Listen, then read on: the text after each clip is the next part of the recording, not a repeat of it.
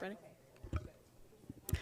Ladies and gentlemen, it is now 6:46, and a quorum of members is present, so the meeting of the Board of Education of the School District of New Berlin is called to order. Please call the roll. Ms. Crosby. Here. Mr. Helmer. Mr. Kurth. Yes. Ms. Schulz. Yes, here. Mr. Seidel. Here. Ms. Unger. Here. Ms. Wondercheck.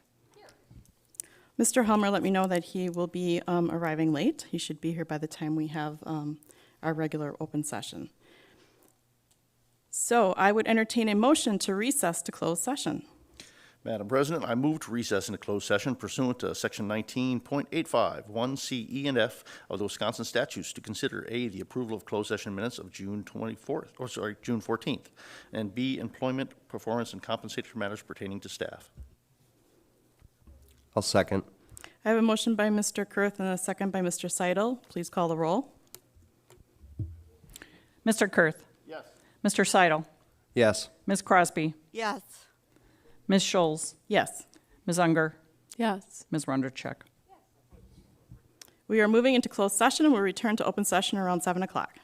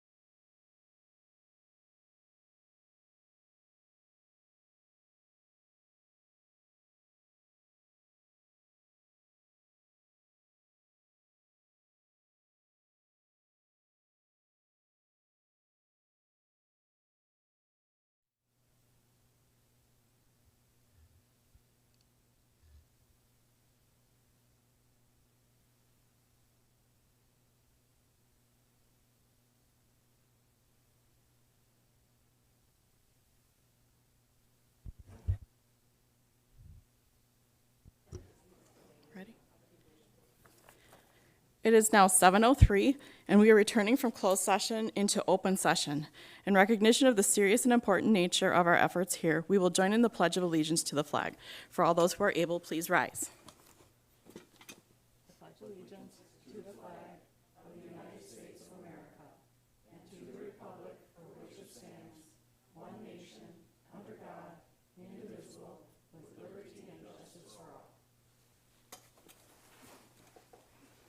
And now, for those who wish to prepare for the meeting, we will have a moment of silence.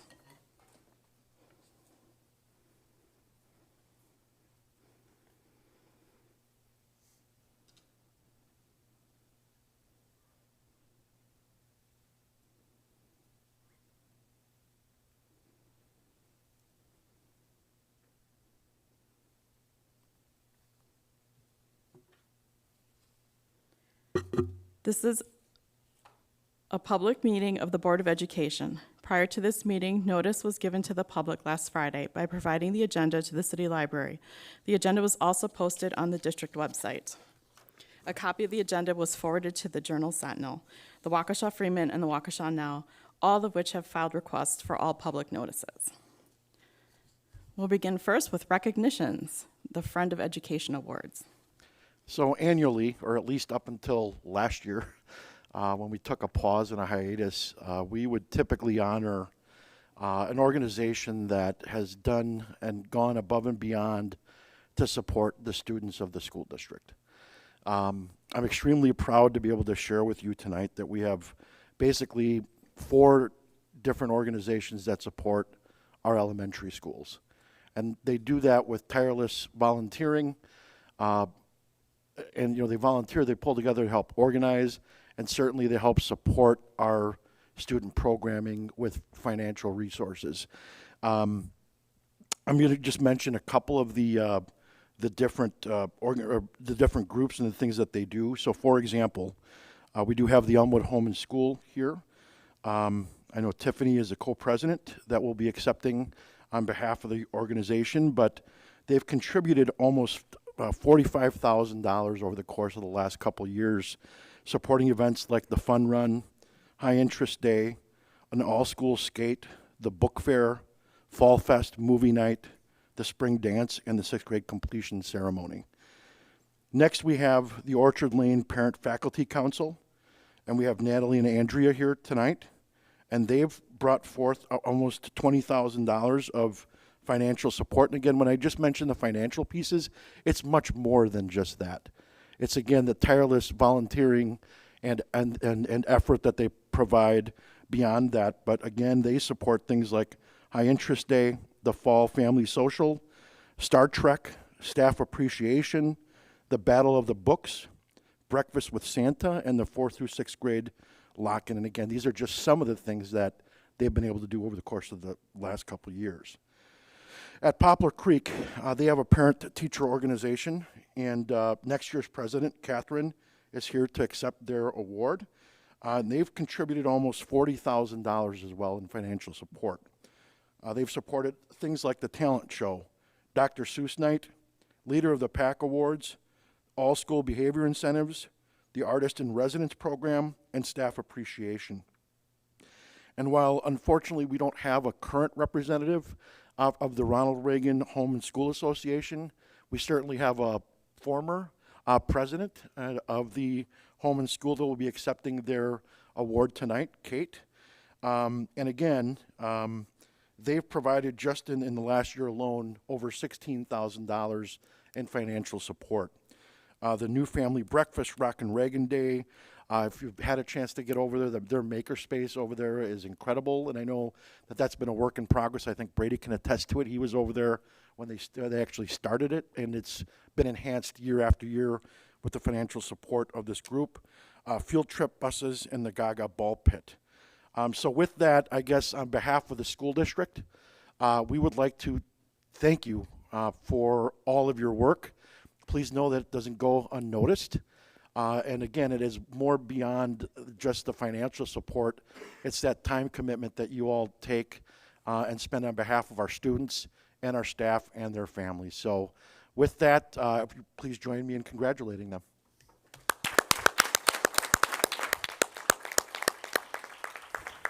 Could we have the Elmwood Home and School representative come up? Tiffany?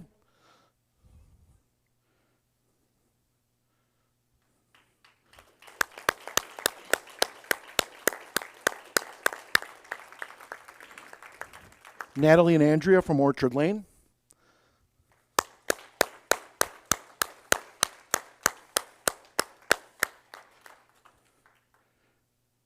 And Catherine from Poplar Creek.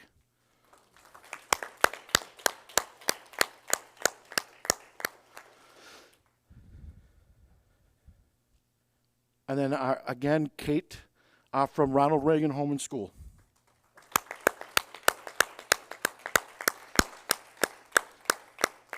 If we could just take a brief minute, because Kate will need to join in for the pictures. We'll take just a brief pause. If you wouldn't mind, we'd like to have pictures of all of you in the back there. That would be great. Thank you.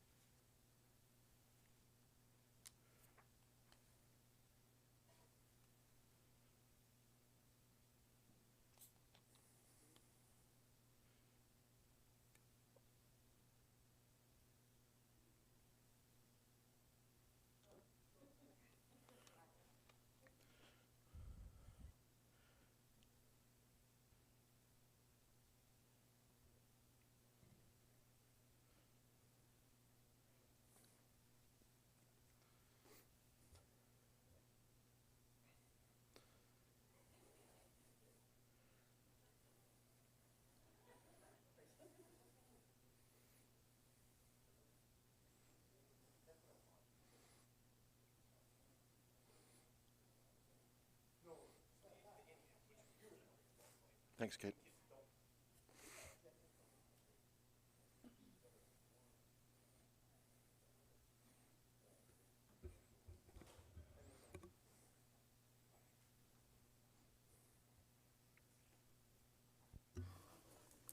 Up next is privilege of the floor. Meetings of the board are conducted for the purpose of carrying on the business of the schools and therefore are not public meetings, but meetings held in public. This portion of the meeting is an opportunity for you to come and voice your concerns to the board. So please do not be offended when we quietly listen. We may even take notes. We do not immediately respond to your questions and comments. This is a time for you to talk and us to listen. Thank you for coming to voice your comments and concerns. When I call your name, please step up to the microphone, address the chair, and state your name and whether or not you are a resident in this school district. Each presentation is to be restricted to a maximum of 3 minutes. Privilege of the floor will be limited to 1/2 hour. Presentations are not to be designed for purposes of engaging others in a debate in this forum. Discussion of certified, classified, or professional personnel, or of individual Board of Education members shall not be considered an appropriate topic for this forum, and the speaker will be ruled out of order. Leah Demmel.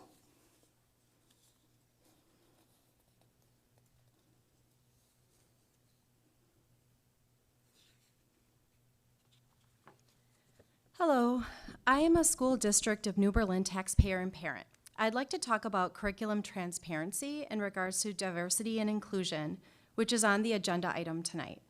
During the past school year, I have had 2 clear instances where my child was taught about inappropriate left-wing partisan politics in the classroom. In both instances, the teachers were well-intentioned, they apologized and modified assignments when able. I do appreciate their efforts. However, the controversial subject matter was already viewed by my child or taught. Those moments cannot be undone. Both of these instances violated current policies. Other parents have indicated the same problem. I propose we have all teachers post all teaching materials and resources ahead of the school year, or at the very least, a week ahead of the lessons for parent review online. This would include videos, books, articles, websites, etc. Many new state bills banning critical race theory and identity politics ask for this, including the proposed legislation in Wisconsin. I think it would be helpful to teachers and parents so family values and students' right to learn in a safe environment are respected. I do welcome true diversity and inclusion, as I think Americans of all backgrounds and races' contributions to this great country should be taught. However, CRT, I'm just going to shorten it there, and identity politics should be left out of the classroom. Proponents may call it by a different name, such as equity or culturally responsive teaching. However, the concepts are still taught, so it really doesn't matter what they call it. Proponents of CRT say true history, air quotes, cannot be taught without these divisive concepts, or that it is whitewashing history. That is a lie. No one is asking that history not be taught. Students can still learn about the Holocaust or Jim Crow. We can say the Holocaust happened to Jewish people and Jim Crow happened to Black people. However, it needs to be done in a way where we look at the actions of the people and not the color of their skin. We can teach history without perpetual oppressor-victim racial narratives, as with CRT and identity politics. Dividing people into groups based upon unchangeable physical characteristics serves no educational purpose and only teaches students to hate those in the opposing group. The next lie is that those opposing CRT are misidentifying it or do not know what it is, that parents should leave all teachings to the professionals. This is false. Parents expect them to teach the basics, such as reading, math, and science. Concepts like intersectionality, institutional racism, and transgenderism are outside of the realm of normal lessons. Yet, the concepts are readily available all over the internet, television, books, and news. They are easy to understand, and parents have a right to oppose them. This is a matter of parental choice on if, how, and at what age these concepts are taught. I appreciate that most of the board members have rejected these concepts, but we need to go a step further and make sure they are not being taught anyway. Thank you for your time. Thank you. Jeanette Nowak?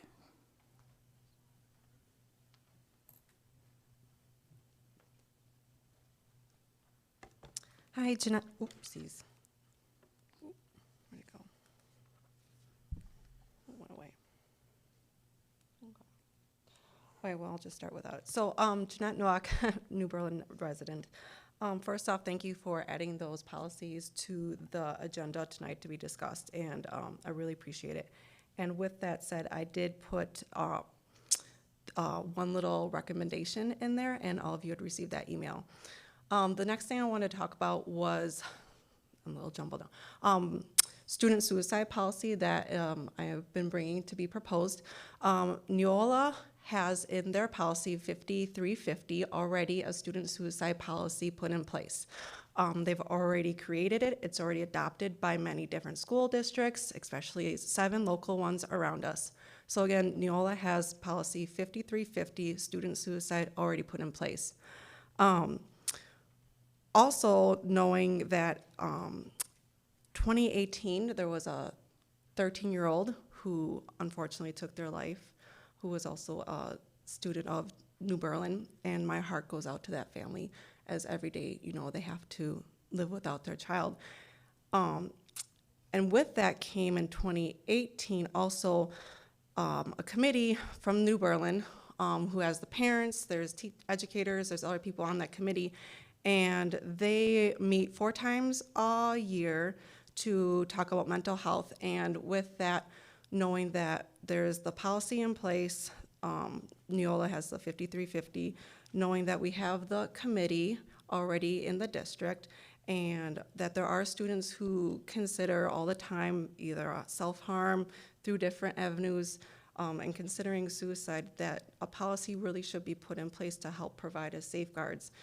No one would be rewriting a policy, it would just be adopted because you're already utilizing a resource put in place that the district is paying for. And a couple questions I had is, what are some barriers that is preventing the board from adopting such a policy of student suicide? And from those barriers, what can be done to make this policy put in place to provide that all the students have these safeguards, and that there are the resources readily available for students, for parents, and that, especially if that committee, like if there are people out there who want to join parents, maybe they want to join and have these resources also available on the website. So those are just some questions that I have regarding the student policy for possibly adopting for the student suicide. So This was all off the cuff, but thank you so much, and I really strongly hope that this policy will be considered for the 2021-2022 school year. Thank you. Thank you. Angela Spielman?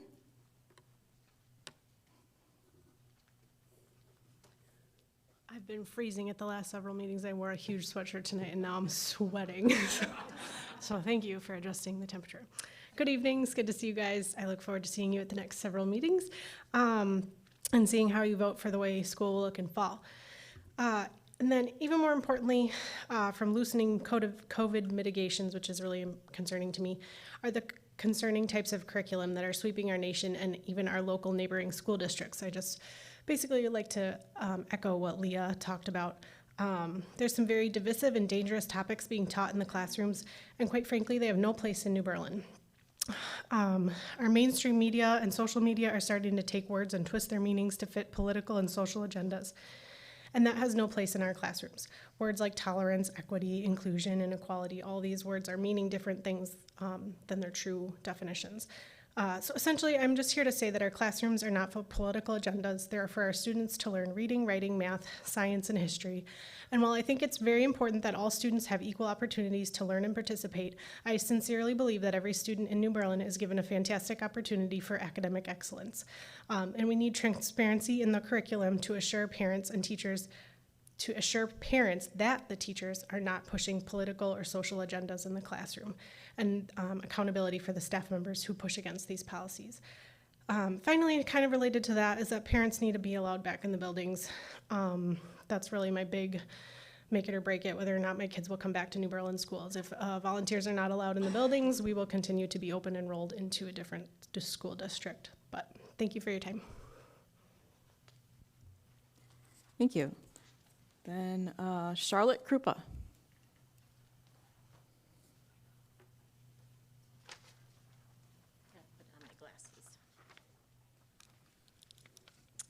Hello, my name is Charlotte Krupa, and I do reside at 4440 South Highview Court in New Berlin, Wisconsin. I want to talk tonight about New Berlin school curriculum and how we will protect our children from the hate of CRT, critical race theory, and CSJ, critical social justice. My youngest daughter is now a senior at New Berlin West. She was a virtual student for all of 2020-2021 school year. It was a voluntary choice, as I did not want my student athlete to have to wear a mask for 8 hours every school day. It was a big concern for me that we were doing that to our children in the first place. As she went through the school year, we were able to talk more about what she was learning and how she was learning it. She went from a 3.8 GPA to a 3.4 GPA. She was less engaged to learn, but also the teaching staff did not always concentrate on the curriculum as they were supposed to be teaching, but on the circumstances our environment was dealing with and how it was impacting our lives. Lots of personal opinion was in what was concentrated in the classroom, taking up valuable learning time. As we prepare ourselves for whatever this diversity and inclusion presentation is, we must remember that words can be very manipulated. I am a daughter of a World War II veteran, and growing up I had much respect for my father and for fellow veterans. I still do. I taught my children to stand for the U.S. flag and reminded them that many men and women fight for our freedom to live in the greatest country every day. We will remember that we are all Americans who care about our children and their futures. We will not divide society based on race, ethnicity, religion, gender, or any other factor. I want the best learning environments for our students here in New Berlin, where children respect each other and their teachers.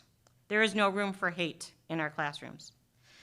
Curriculum in our schools is a key factor to the success of our students, and I would like that to be kept in mind as we watch this diversity and inclusion seminar. Thank you for the privilege of the floor. Have a good night. Thank you.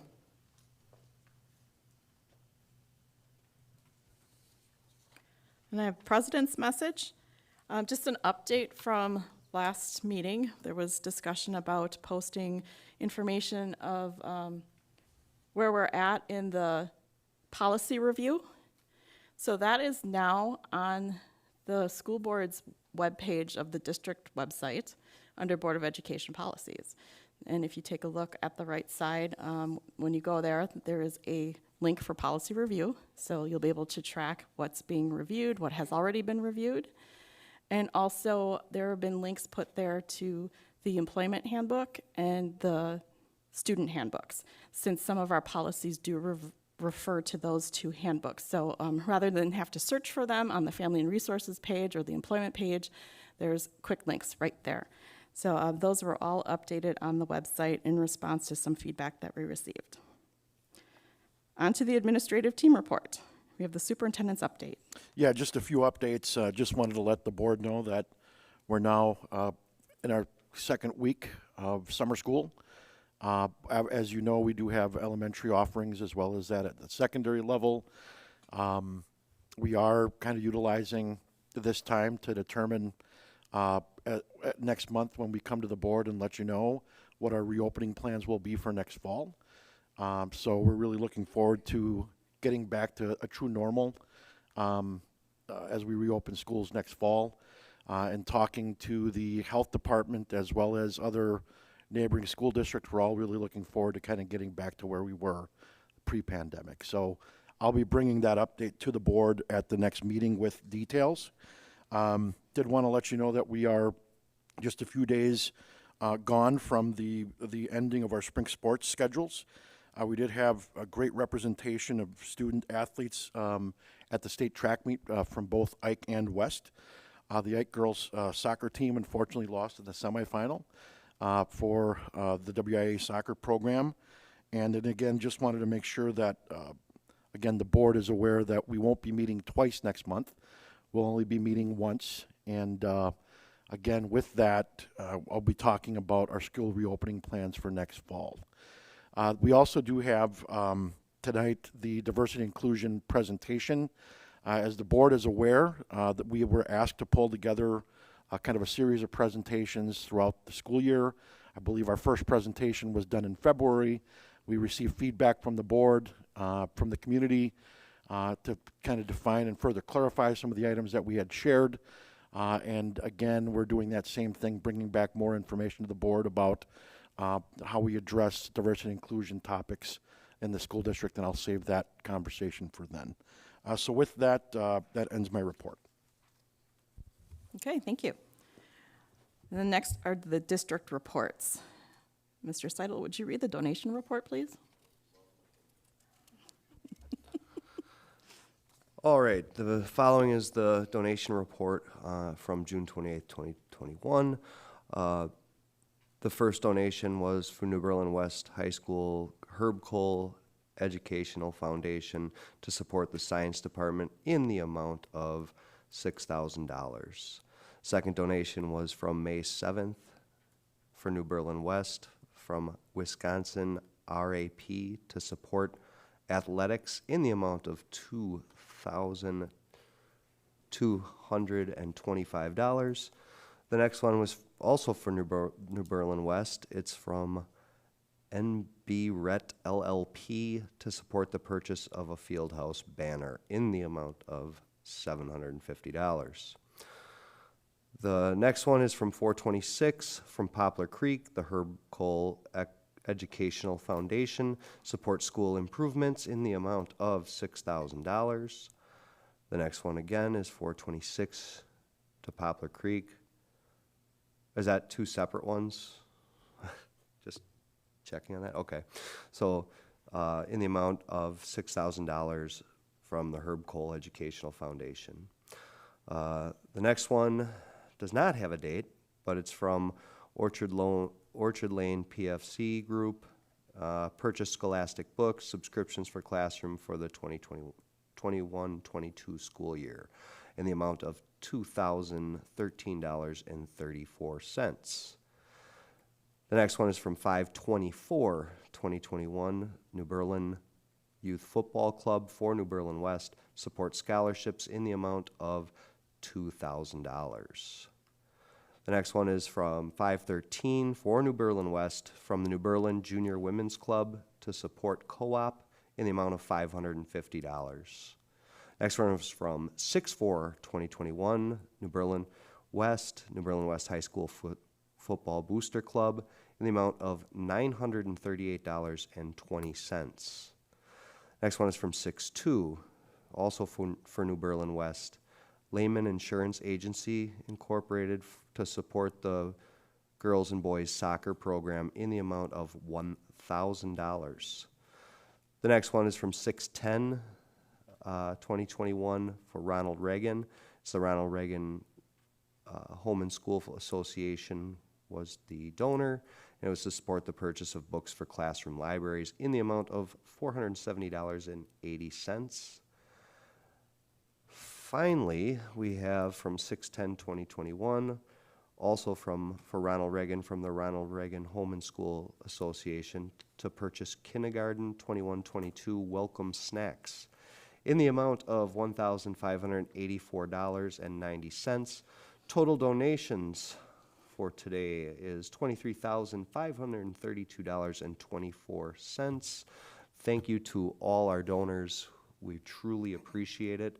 And that ends my report. Thank you. The next item on the agenda is the consent agenda, which contains the notice, the approval of the minutes from June 14th, and the financial reports. Are there any items that should be pulled out for separate consideration? Do I have a motion for the consent agenda? I move to approve the consent agenda as presented. Second. I have a motion by Mr. Kurth and a second by Mr. Helmer. Any discussion? Hearing none, all those in favor, raise your right hand. All those opposed? Motion passes. On to our regular agenda. First is the diversity and inclusion presentation. Yeah, I'd like to ask our team of staff to please come up.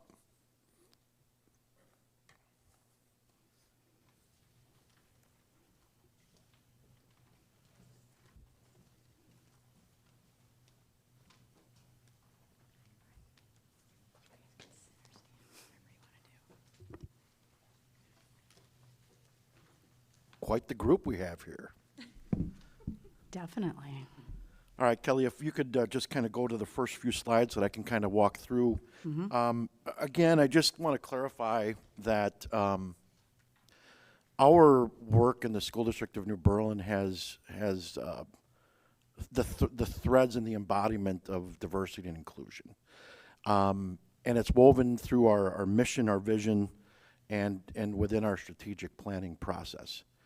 If you go to the next slide, we also, determine how we support the vision of our graduate, and we're talking about all of our students regardless of their background. And just as a reminder to the school board on the next slide, we define diversity and inclusion in these ways, and I'm not going to read this to you, but I just want to clarify once again that diversity and inclusion is not just about race.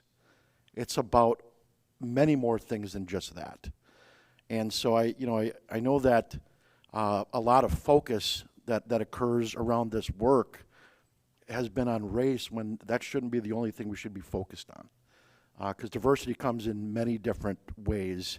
And then again, inclusivity, again, we're looking about interdependence and independence and the views of all of our students as being capable and not coming from a place of like a victim mentality. We're talking about making sure that all of our kids, because they all have unique strengths and abilities, and that we're supporting them in that growth in the school district. If you go to the next slide, as mentioned, these are the things that we shared with the school board back in February. And we took a very high-level approach at that time, talked about some strategies, and shared the action steps that we plan on moving into this. And then we came back in March, and we actually dug quite deep and provided data sets and data points on indicators about specifically how we're doing in the school district of New Berlin. And again, the data has shown that we are doing great work as it relates to diversity and inclusion in the school district. Of course, we are a professional learning community, so that's all, we have ongoing continuous improvement efforts. We've got teams not only at the district level with our district action plans that are guided by the strategic plan, But then our schools actually have their respective school action plans that embeds this work. And again, it's much more than just the color of somebody's skin and race. It's about everybody's unique needs in the school district and how we're meeting all of our students' needs despite that. And as far as our goals for tonight, we want to share with you how we use student leadership groups to enhance diversity and inclusion, because that's really where it belongs, is with the students themselves. I do believe that we want to share with you how we enhance diversity and inclusion strategies throughout their level and content areas for our staff. And then finally, I do know that we've had, circumstances where people have come to the school board and shared, things and experiences and how we respond to it. We certainly take any and all of this very seriously. We're not passive whatsoever.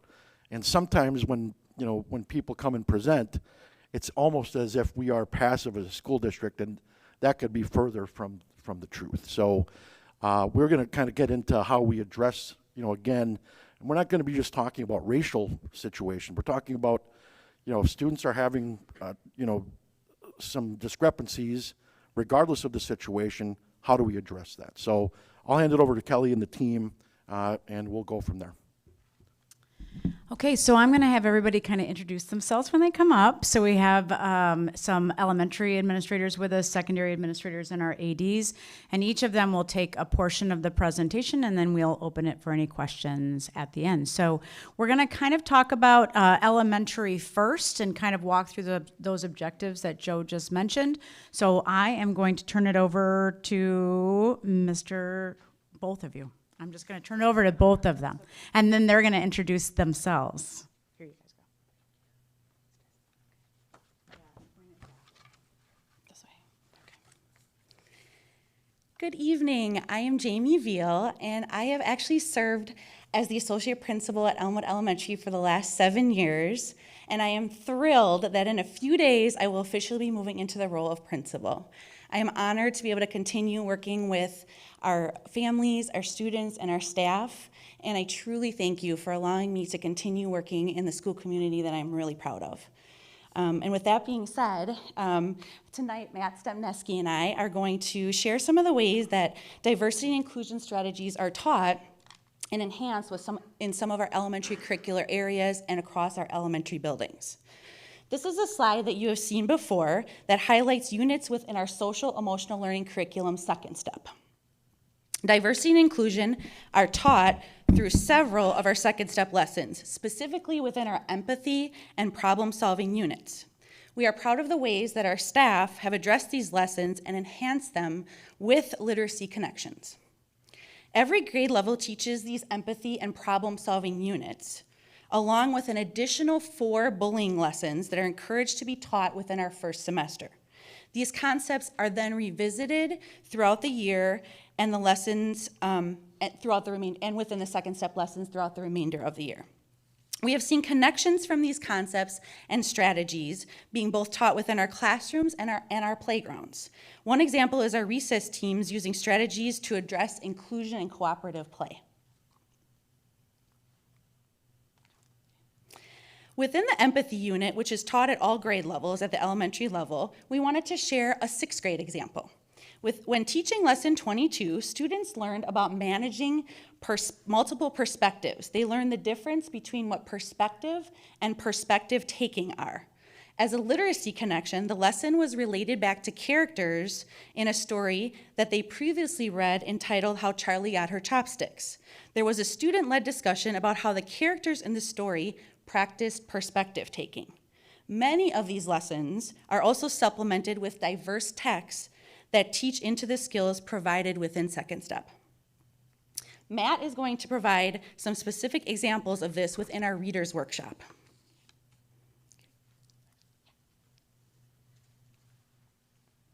And the same core competencies that you saw as part of the Second Step lessons are also included within our Readers Workshop units, the social issues unit, book clubs, reading for empathy. And so these learning targets that you see on the presentation tonight are from actually a 6th grade lesson. And so students will be able to lean on their personal experiences to help create meaning in text. They will be able to look for possible connections from text to their own life, consider others' perspectives, and then see themselves as both the hero, the villain, the protagonist, the antagonist, the main character in a story. And by the way, I know Matt, of course, doesn't need any sort of introduction, but this is Matt Stepneski, he's the principal at. Sorry, principal at Poplar Creek, sorry. Jamie, that was on your slide. Sorry, well, thank you for having us tonight. Along with that, so this upcoming school year, there'll be a program review of our ELA program, of our ELA curriculum, along with a diversity audit of classroom libraries. We're always continuing to enhance classroom libraries. Actually, the last time I was up here, we talked about how we spent a good chunk of our budget money diversifying classroom libraries, utilizing our literacy coaches and really our classroom teachers too, in order to vet and build those libraries so that there are texts that include diverse characters. The Boy Called Bat series the main character has autism. He's not the victim, he's the main character. And so that's just kind of one example that 3rd grade students have really taking a liking to. And staff will utilize those texts as part of their read alouds, as Jamie mentioned, in Second Step and in Reader's Workshop. And again, similar to what we talked about when Jenny and I presented for Poplar Creek, students should be able to read about themselves as characters in books and also read about everybody else. And so we like to say mirrors and windows. They see themselves in text and they get to read about others. Okay, so Joe referenced this earlier. There's a kind of a behavior incident, or there's something that happened during the school day, and this is maybe 20 times a day at the elementary level, but this is kind of how, whether it's recess or lunch or in the classroom, or at times as our kids get older, there's been more incidences on social media as well. And so really with any incident that happens, this is really kind of the steps that we take, even if it's 20 times a day, gathering as many facts as possible, discussing with all the students involved, at times separately, and then at times together for a little bit of mediation. It kind of depends on the comfort level of the student and maybe perhaps what happened. Sometimes kids do not want to talk with the other person that is involved in the situation. There's conversations with the classroom teachers and support staff depending on the area during the school day where it happened. We have to determine whether it's a single incident or if it's a pattern. We have Infinite Campuses where we keep notes to these behaviors, along with our own anecdotal notes as well. We, of course, notify families depending on the severity of what happened, and then we determine mediation, reteaching as necessary, and then, of course, consequences if necessary, too. And Jamie would like to touch on that right now. So thank you. Okay, so Matt was able to share some of our reactionary pieces, but we have many more proactive pieces, which include reteaching, teachable moments, classroom meetings, restorative practices, and peer mediation. Many of our schools have peer mediation programs that include training and utilizing student leaders to help solve peer conflicts that could arise. Restorative practices are used to teach, coach, and mediate when problems arise. These are both teacher-led and then also can be led by our oldest students through that peer mediation programming. Restorative conversations and practices are great to use in a variety of situations at the elementary level because they give voice to the person harmed. The students have an opportunity to have a voice in the resolution to the harm, and then they also focus on relationships, not just the rules. We've had a lot of positive parent feedback resulting from the restorative conversations. Even when a consequence, as Matt shared, has been implemented, learning and relationship building are really the top priority for our elementary students. Next up is our elementary group that would like to share what they're doing. Secondary, sorry. Thank you, Jamie, and thank you, Matt. My name is Kevin Fitzgerald. I'm Director of Athletics and Activities at New Berlin Eisenhower. And in all of our co-curricular activities, there's an ability for our students to be exposed to a diverse group of students. But we also have a number of specific clubs at the secondary level that gives our students the ability to learn specifically about diversity and inclusion. First off, International Club is designed to encourage socialization, education, and communication for students that are interested in learning a little bit more about international culture. At both of our secondary schools, we have a diversity and inclusion team that discusses issues that are specific not only to the building, but issues that are specific to society related to diversity and inclusion. We have a Best Buddies Club, which is a national program, but specifically with our program dedicated to creating one-on-one opportunities for friendships and leadership opportunities for our students with intellectual and developmental disabilities. We have a Coexist Club for students interested in promoting an inclusive and safe environment for all staff and students. A couple years ago, created a Change of Mind Club, which is dedicated to eliminating the stigma around mental illness. Also focuses on providing resources not only within our school, but within our community. UNICEF Club, you're probably familiar with the term UNICEF. It is a global organization. It's youth-led. It's a youth-led movement with focus on advocating for underprivileged children, focusing on advocacy, fundraising, community engagement, and awareness of underprivileged children. And then last but not least, a culture club that gives members the opportunity to learn a little bit more about cultures all around the world, not only with students in our building that have different cultures, but cultures all around the world. And next off, I'll kick it off to Mr. Napoli, my counterpart at New Berlin West. There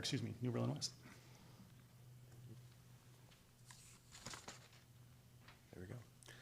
Jordan Napoli, Athletics and Activities Director at New Berlin West. Kevin obviously went through some of the different groups and teams that we have at West and Eisenhower. I'm going to talk a little bit more about the actual events that have maybe taken place over the last year or two, specific to some of the diversity and inclusion work that we're doing.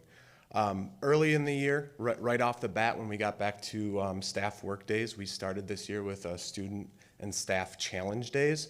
The staff came in over their professional development, and we really focused on a workshop with this challenge day group that came in. And the focus for a lot of our staff was solely around like self-care, understanding yourself, working towards figuring out how you work best with other people and really helping that interpersonal relationship, and then obviously how that really is going to impact your work with students. Later, a couple months later, in October, we then took our challenge day and did it with about 50 students. And the program that they went through was called If You Really Knew Me. Staff members from both schools actually helped in this alongside the challenge day workshop people. And that was conversations that helped guide students through conversations focusing on really how to understand yourself, understand the differences you have with other people in your school community, and then how that impacts things with our own community. In February, I believe it was, we had the No Place for Hate tour, which came through, and this was a district-wide virtual assembly, which focused on promoting a welcoming and supportive atmosphere for all members of our school. The assembly highlighted the role students play in combating bullying, bias, and the escalation of hate, and how we can create a more inclusive and positive atmosphere in our building. Other things that we've done that have been kind of spearheaded by our international clubs or different groups that Kevin had showed you before, is some of the culture weeks, and really these are just celebrations of different cultures throughout our building, such as Black History Month was celebrated in February, Asian Heritage Month, and throughout these months there's different highlights and different things that happen. We had movie nights with some discussions that were done virtually in the evenings. We focus on cultural influences from the different groups, focusing on music, cuisine, recipes, all sorts of fun stuff, entertainment, important figures, and those things were highlighted through a variety of different events that took place in the building. In addition to that, our Best Buddies group, which Kevin mentioned, they ran a couple of joint events this year. They do the Spread the Word to End the Word campaign. They do a friendship walk and run, and that's really just to continually promote inclusion, acceptance, friendship, and recognition of individuals who contribute to our school, all the differing individuals who contribute to our school community. And then this year, something new that we kind of did as well is we created this pen pal program, and this was actually brought to us by some student leaders, so it was 100% student-led, and that was intentionally working with students to find students in our schools that don't really have a strong connection to other people. And we have kids that are involved in activities, we have kids that are involved in sports, and then there's always going to be some kids that aren't connected. And so there was a group of student leaders that came to us and said, we'd really like to figure out a way to connect with these kids. We created this pen pal program that was able to kind of help through that.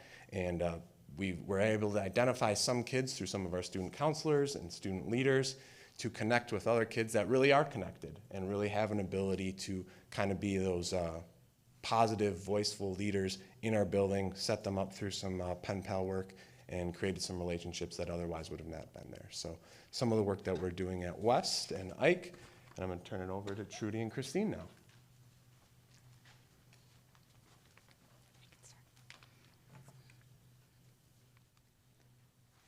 Hi, I'm Christine Springer, Associate Principal here at Eisenhower, also taught English here for 9 years, so pretty familiar with some of the curriculum I wanted to talk about tonight. Trudy and I are both here to talk about how staff enhance the diversity and inclusion within the curriculum, and we just wanted to give you some more specific examples in addition to the ones that were presented earlier in the spring. So for English, for example, focus in 10th grade is world literature, entirely based around the idea of Danger of a Single Story, which is actually a TED Talk by a woman named Chimamanda Adichie, and she talks about how you need to look at, as they do in elementary school, looking at different perspectives surrounding any particular event. Additionally, we expanded the Middle Eastern unit. One of the texts that stands out in particular is about a young woman named Nujeen Mustafa, who she fled the Syrian crisis, and she is a woman who is bound to a wheelchair, so it brings an extra level of adversity that she had to overcome as a text that our students are now able to access in 10th grade. With world languages, of course, there are the cultural celebrations. However, there's also a big push for building that appreciation for culture and having rich discussions in a different language about that. For example, in Spanish 3, they explore the question of why it is important to see the world. And they have debates surrounding that within their class and focus on how it's the destination, not necessarily just the idea of traveling, but it's the experiences and the richness of those experiences and talking about the value of traveling to different countries, learning about the cultures, and learning about those languages as well. And the last example I have to share with you is in physical education. Actually, one of our teachers this year was talking to me about how she's really trying to look at where sports come from. And she highlighted badminton and said badminton actually began in India. And so she taught her students about how it began in India and then how it was transferred over by some people from some soldiers who were there and took it back to Great Britain, and then it was developed into kind of what it is today. So looking back at the cultural history, the rich history of even things like badminton.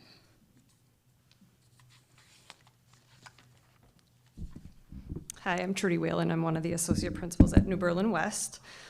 So just to give you an idea of some other things that are being done throughout different grade levels and content areas. In social studies, you guys kind of were able to look at the new resources that were being purchased to kind of enhance our curriculum. They're really going to focus on those multiple perspectives, multiple sources, and how to tie together that perspective from different views and get students to use some critical thinking skills. So we're excited that that will help support some of that, as well as just developing citizenship skills within our students.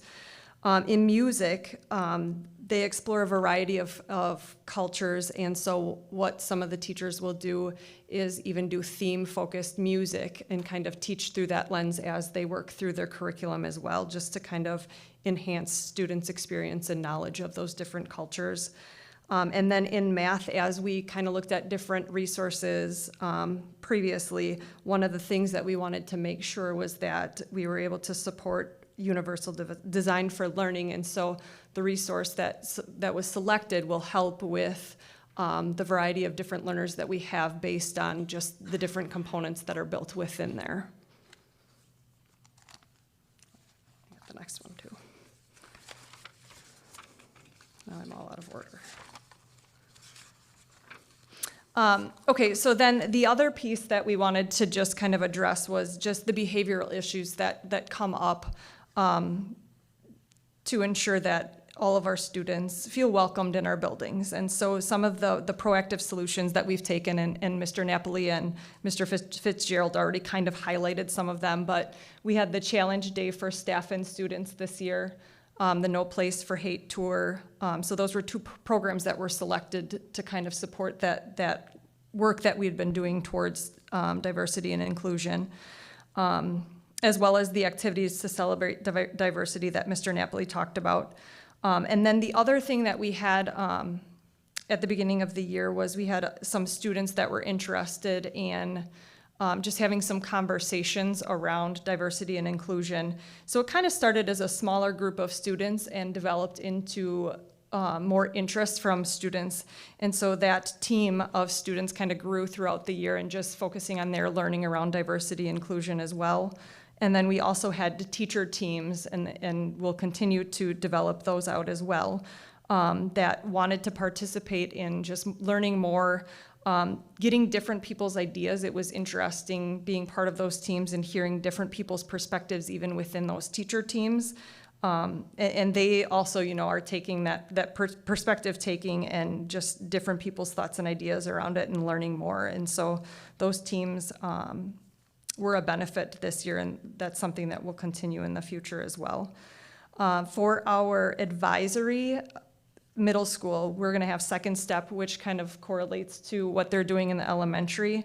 And what they'll learn in Second Step is managing social relationships as one of the key ideas, and there's a unit on bullying and harassment, and just how to manage some of those social conflicts that might arise. And then moving into high school, we have the dialectical behavioral training, which will continue some of that work, but students will move into more of the mindfulness, emotional regulation, work with distress tolerance and different skills with that, and then it'll also teach them some strategies for interpersonal effectiveness and how to address things that might arise and what tools that they have that might be available to help them with that. And then last, one of the other things that we do that is proactive is Ross Green strategies, which are proactive solutions that involve the students kind of with those restorative practices that Ms. Veal had mentioned. They're in alignment with that, where the students help kind of work through that so that they're part of the solutions and they develop some of those problem-solving skills as well. And as elementary mentioned, you do have things that come up, and so we have to have some different approaches when things do arise. Obviously, we have those in-the-moment learning discussions with students, whether it's a classroom of students, whether it's a small group, whether it's individual students.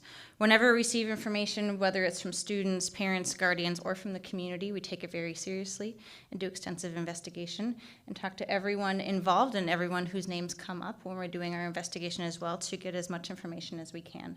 We have conversations with our families, whether it's phone calls. Sometimes we've been doing some online meets via Google Meets or Zoom, or sometimes, if we need to come in as well to have those conversations with families too.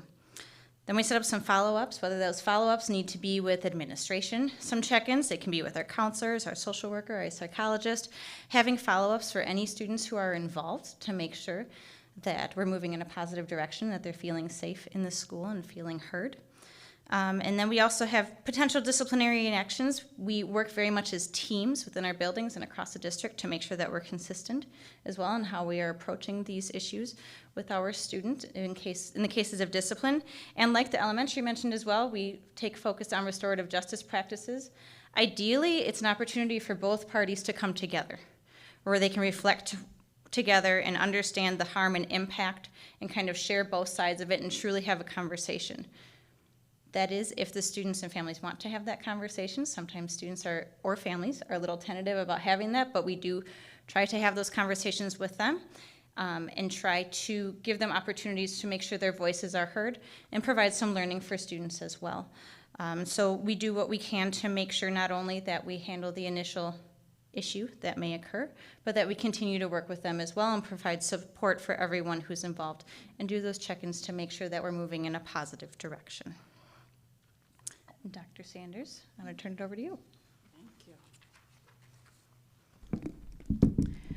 So just some other examples of actions and strategies that we are going to continue to focus on as we move forward. These were brought up in previous presentations as well, but we really want to continue to effectively utilize those restorative practices as needed in our buildings. We want to continue to build out that celebrating those commemorative observations that occur throughout the year.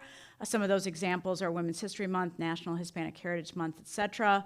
Also continuing, as elementary and secondary talked about, is kind of building that literature across levels and content areas that kind of mirrors Windows comment that Matt had mentioned earlier.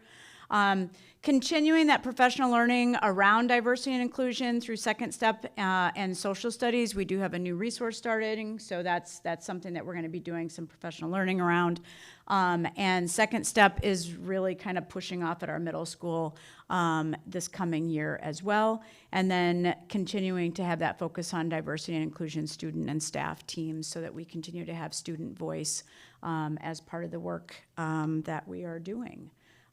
So with that, I'm going to turn it back over to Joe. Yeah, and I just want to share with the board that this is our conclusion of these presentations. We did share with the board that we were going to provide as much information as we could. We think we've done that. So obviously this is presentation 3 of 3. So please don't just consider the conversation today as being the only conversation that we've had around this. I do know that, last summer we received a petition of sorts that we essentially were forced to respond to. And what I will say is diversity and inclusion is not an event. And that's what I felt like we were needing to do something as a result of that. And almost like we were kind of had to defend ourselves from from these allegations and accusations. And what I will say is we updated our mission and our vision like 8-9 years ago. And just because somebody says it doesn't necessarily mean it's true. And we've provided that evidence to you throughout these 3 presentations that the School District of New Berlin takes diversity and inclusion very seriously. We've provided the results of what we're able to do. And what I will say is I don't believe that we need some sort of special committee to tell us to continue to do what we're doing, because what we're doing is effective. And I also don't feel that we need a committee to be able to further divide the conversations around just race, which unfortunately that's what's happened in school districts around us. And they take this focus just on race, and again, our operational definitions about diversity and inclusion are not just about race. And so again, I understand that there are things that will occur in the school district, and know that we take them and we handle them accordingly when they're brought to our attention. So with that, I take a lot of pride in what our team has done. Again, this is not just an event for us. This is just what we do. And just because we received that petition, again, doesn't mean that all of a sudden, like, we have a knee-jerk reaction. This is the work that we do day in and day out, and we've been doing it since I got here 15 years ago. So again, I take a lot of pride in the work that we do. Our strategic plan highlights diversity and inclusion. Our mission and our vision do. Our district action plan, our school action plans address it, and it's embedded in our work. And so again, I know that we've taken some shots here and there about the work that we do as a school district, but again, I couldn't be more proud of our efforts. And again, just like anything else, do we have areas that we need to improve on? Yes, we do, but that's what our team will focus on, and we'll use data to drive that decision-making, not I guess, just allegations and accusations. So with that, we would certainly entertain any questions. I have quite a few. And I don't mean to, just treat me like I don't know what I'm talking about, because it shouldn't be too hard. Sure.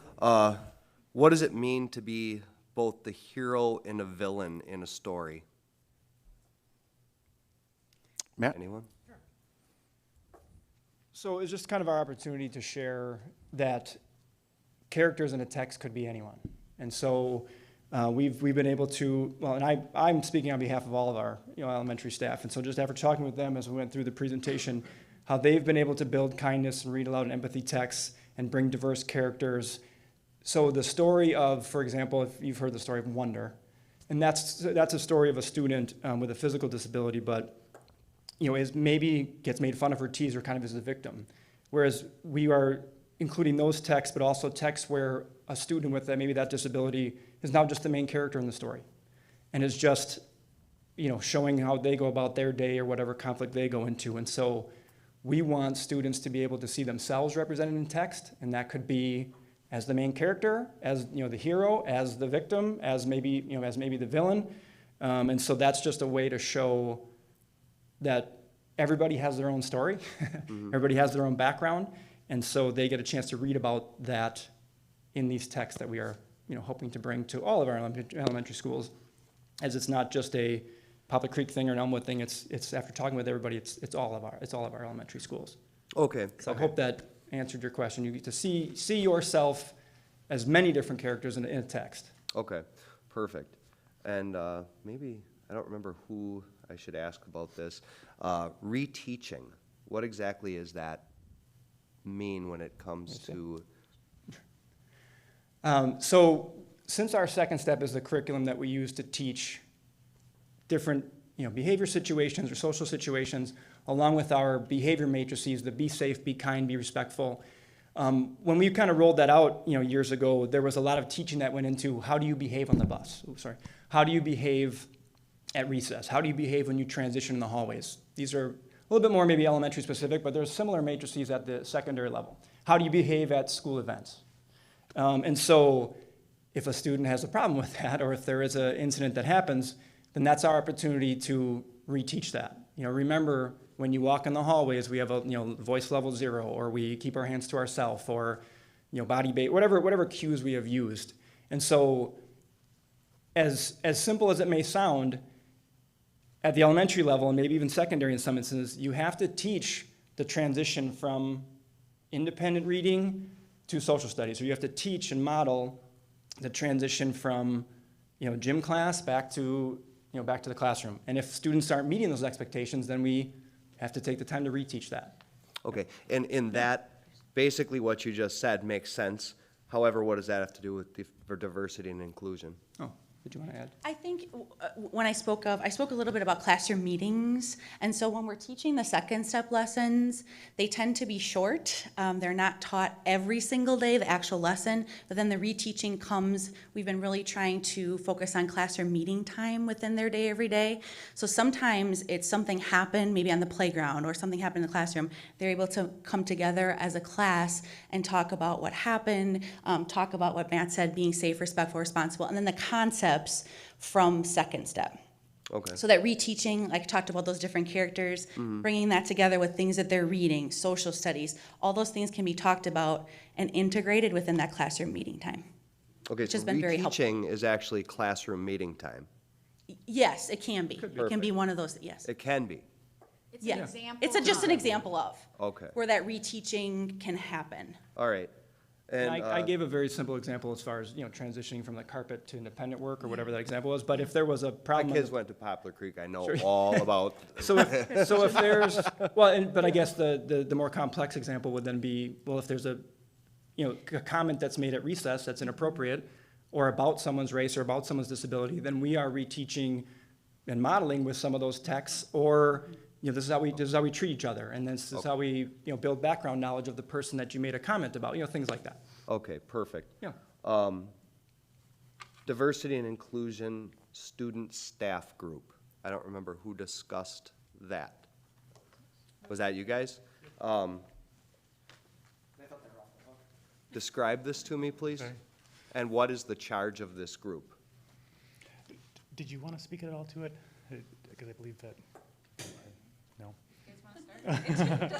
I can jump in. Sure, go ahead, because I think he's maybe a little bit more familiar with it. So for us, a lot of that work this year started with staff groups, and it was groups of staff that wanted to have some conversations around, what are we doing from a diversity and inclusion standpoint, things that they're doing in the classrooms, things that we're doing outside of the classrooms, and really just having deeper conversations about that. That was completely outside of like what their classroom norms and what they're doing in the normal day is doing. Those were just probably, 15 to 20 staff members that were a part of those groups. The other thing that they did is they brought ideas of different activities and things that they were doing in the classroom and kind of shared those at those meetings, so it was more like collaboration type work that they were doing. Okay. Yep. And then the student groups Okay. happened as the year kind of progressed, and then there were students that were wanting to learn more about diversity and inclusion, understand their classmates a little bit more, had questions, want to converse with that, and then sometimes those groups would kind of intermingle and we'd have those discussions. Okay, so the charge of this group isn't to make any real decisions. It's used to educate other students about other students or Strictly staff. conversations. Yeah. Okay. Culture Club, I think that was you guys too. No, Ron, it's not the Karma Chameleon. I realize that. That was the first thing I realize that. But I would assume that there's a world cultures class available to students, or no, at the secondary level? Christine? They talk As about part of this social kind thing. They studies? talk about Social cultures studies? in every social studies class, but there isn't just a world Okay. culture specific class. Okay. I know the culture club is something that's new. It was brought up this time 2 years ago, yeah. Yeah, yep, it's something that they I kind wasn't of here last proposed year, last Mitch. year, and then they came up with again this year. It was students who wanted to explore additional cultures. I know sometimes students, like, I'm gonna use English as an example, because that's where I lived for a while. Students would learn about a culture in a text that we were reading, especially as we were expanding the number of texts that we had available, and they wanted to learn more about those cultures. That maybe they didn't learn about those cultures in another class. So it's really more of an opportunity for kids to kind of explore cultures on their own. That's kind of where UNICEF stemmed from as well.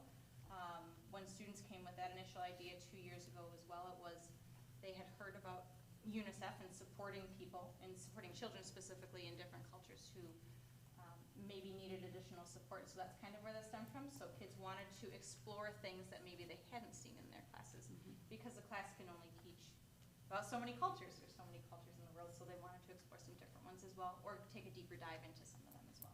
Okay. And if I'm remembering correctly, when it was brought to our, when it was, I guess, promoted to us adopting this club, it was our students that had an interest in sharing their own culture. And then Okay. it gained traction with other students. Okay. Wanting to learn about it, but also wanting to learn about other cultures as well. Okay, that's fine.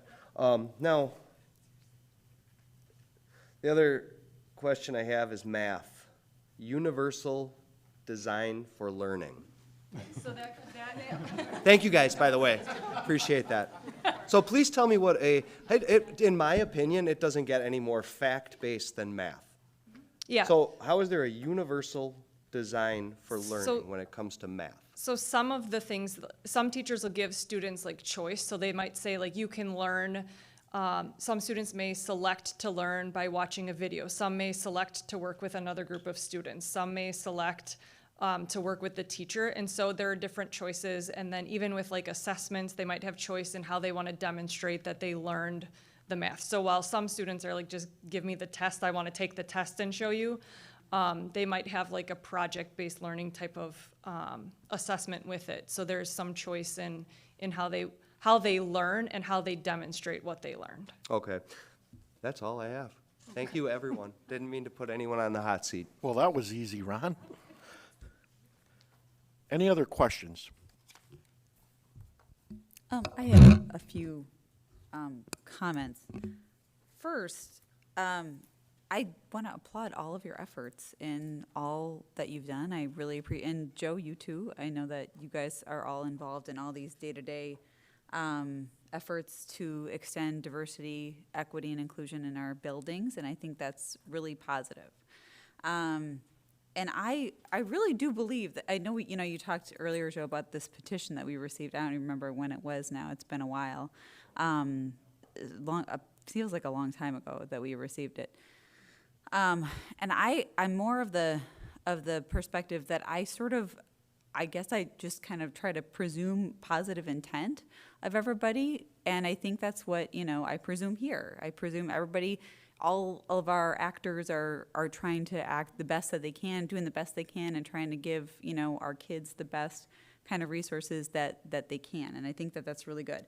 The thing that worries me is that earlier this year we had a lot of people, including students, come to our school board meetings and say that they didn't feel comfortable in our buildings and that they were uncomfortable with things that were said or how they were addressed or things that occurred.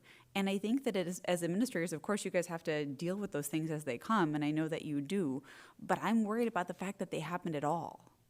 You know, it gives me pause, and it makes me worry about those kids, and how do we get to a place where, you know, I mean, we had kids come in February, I think it was, and say that they heard the N-word flung around in the halls of a high school. That's not okay. And I know we all agree about that. I don't think I'm getting any fights from anybody on that, so I don't mean to say it like it's a revolutionary statement, because I don't think it is.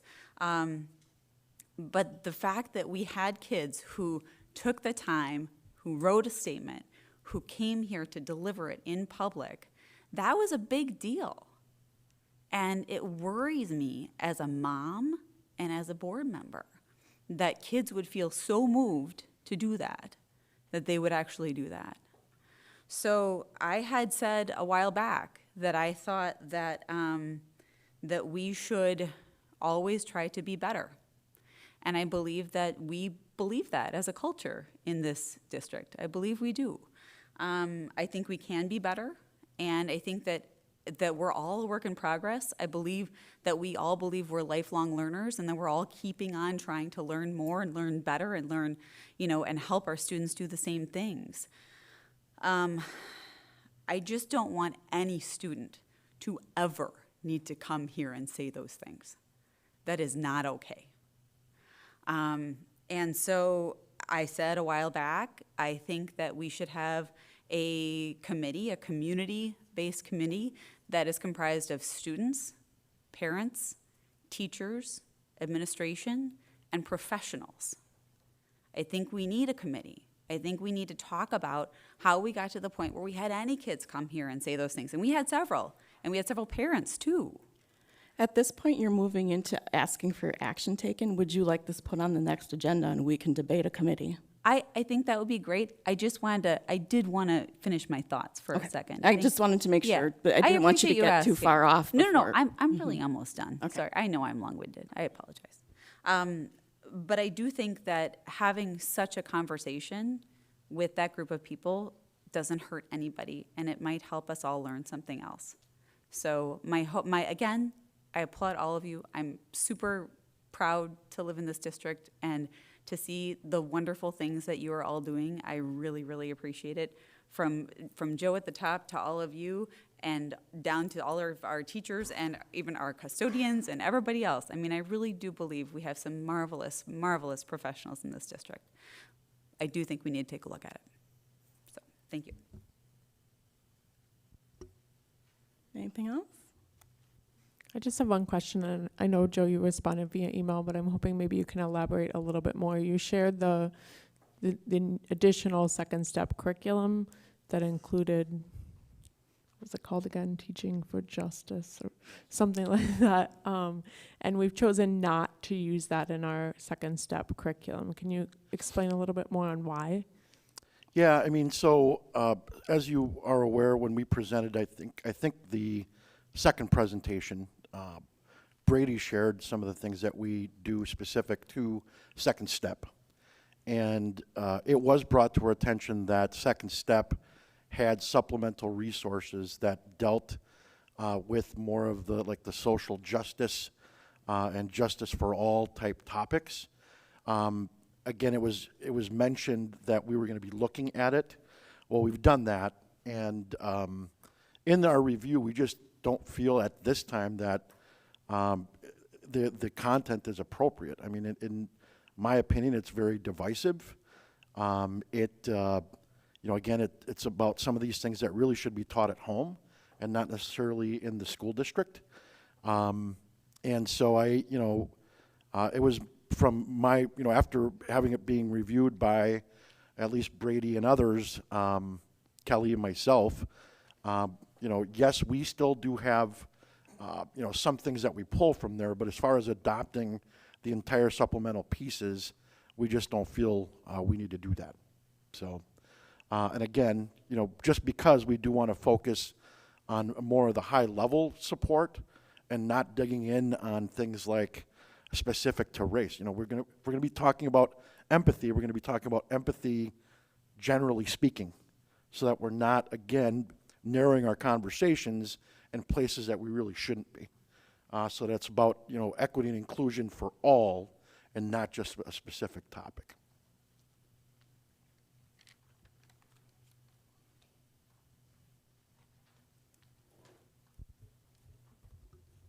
I just wanted to say thank you for, again, bringing this to that higher level instead of focusing on just one thing, race or whatever else it is. I believe you guys are doing a really good job by taking the actual true definition of diversity and inclusion at that larger piece. So thank you very much for your efforts.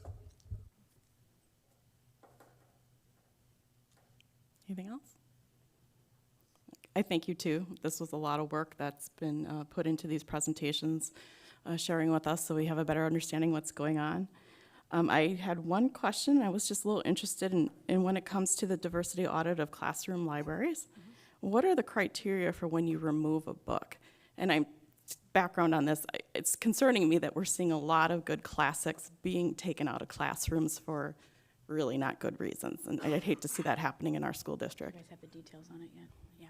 So one of the things that we're doing is our literacy coaches are looking at like a rubric that we would be using, and it's really not to pull books out as much as it's about creating a library that is representative of many students within our district. So if we see that many of the characters are, I'll use animals at the elementary level. If we see that all of the characters are dogs, we may want to get some more characters that are llamas or cats or something along those lines, so that we're creating a more broad diversity of our text instead of saying, oh, we're going to pull that out because it doesn't fit now. Yeah, and in fact, we've had the same. Yeah, we've had the conversation. We've had situations where a parent may disagree with the content of a book, but we will provide an alternative. So we're not just going to pell-mell remove a classic work just because a specific parent disagrees with a specific viewpoint. Then in that case, we would provide an alternative resource, which is what we're more than happy to do. But again, I don't recall actually since I've been here that we've actually pulled any classic because somebody disagreed with it. Okay, thank you. You're welcome. That petition, Joe, you're in contact with a lot of the neighboring superintendents. Did they all get the same petition? I mean, was it verbatim or? It was very similar. Okay. And as I understood it, it was a petition that went out nationwide, and it also, it was a form petition, and then people just attached, or clicked something, and then, sure, there was some customization by some local advocates, but it was nearly identical with maybe some caveats. As far as how districts handled it, some districts didn't address it at all. Other districts developed committees and then developed committees with certain recommendations that, like Elmbrook, for example, they met, became very divisive, and the school board said, we're not going to do that. So I also don't want to waste anybody's time either. I read through it, and it seemed like it was more changing curriculum rather than there was an issue that happened in our school or two issues, and let's address those, right? Well, but there were some very broad, that's general it wasn't specific that accusations. we've had 3 issues in the past 2 years, and this is becoming Exactly. a problem. We need to fix these. It was, let's change everything, and we Correct. really need to flip everything up on Correct. what we're doing today. So. And again, sure, now we've presented this to you, certainly in response to that to a certain degree, mainly to just clarify what we do and the data to support it. Because again, as I recall, the data that we presented is really good data that shows that we are doing well with related to diversity and inclusion, and not just saying that we are, we're able to prove it. We're closing gaps, achievement gaps, regardless of, actually again, people talk about inequities. Probably our biggest inequity has nothing to do with race, but lifting up our students with disabilities. And we can't forget about that. And that's what our data are showing us, and that's where we're going to focus our efforts. Now, again, we're not going to just forget about all these other things. We'll address them, but again, that's what the data are showing us as of now. And I think it's tough for all the parents because I have younger kids, other board members have older kids, so we get some of this visibility at certain times, and it changes over the 10 years. So I think this really is good that you were able to do this demonstration over the past 3 presentations and give us everything that you guys are actually doing. Because there's a lot of stuff you guys are doing that we don't know. We're not in the classroom every day, so there's a lot of stuff that you guys are doing, and we really appreciate that. Thank you. And, we answered, questions that were raised by the board. So, I think that first meeting, we got, questions from, several of you. We were able to address those and even further, based on our last presentation, we addressed some of those. I know Kate, for example, wanted us to share more about the groups that we have, the student groups that we have, and so we were able to do that. So again, I really do appreciate the time that our staff have spent on this, and again, know that it's embedded in our work. It's part of our vernacular. It's not this outside thing that just happens because a petition shows up. We're dealing with it. Thanks. I have one thing, or actually maybe 2. Quick question. What is our graduation rate? Kelly, could you answer that? Or Joe? It's Close like to 99%. 99%. It's been that way for a while, right? Yes. Yeah. So, and then we're still ranked, as far as U.S. News and World Report, is like one of the top schools in the state as well as in the country, right? Right. So that's all our students. So everybody that goes here gets a fantastic education because of everybody out here. I just want to make sure that everybody looks as a whole, as an inclusive for all, that everybody that comes to our school district gets a fantastic education. Thank you, guys. You've been awesome. All right, thank you. Thank you guys very much. Thank you.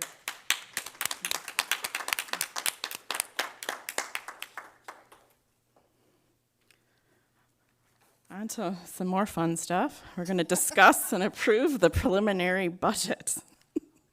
Yeah, and again, here, we provided to the board a presentation at the last meeting, and, again, as Patrick mentioned, the preliminary budget is strictly a procedural piece to allow us to start working the district beyond July 1st, and not until we get the numbers from the state, which happens in October. Obviously, we'll get a little bit more narrow come September at the budget hearing and annual meeting. And then the original budget we're going to be seeking approval on. Again, there really weren't a lot of highlights other than know that the ESSER dollars that we are looking to receive, I know that the Joint Finance Committee finally came out with what they're looking to do. The federal dollars are in play. We don't know what the governor will do, whether there'll be a veto or not.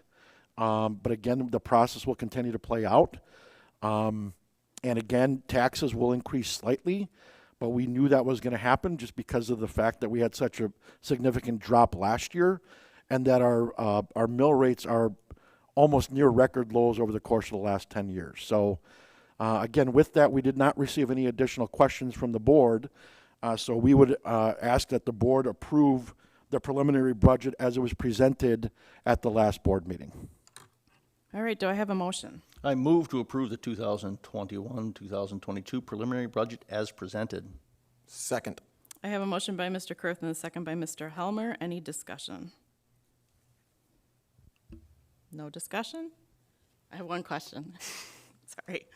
I think the Finance Committee mentioned something about reviewing student fees. And so I know right now this budget is based off of current student fees. So is there any chance that student fees will change?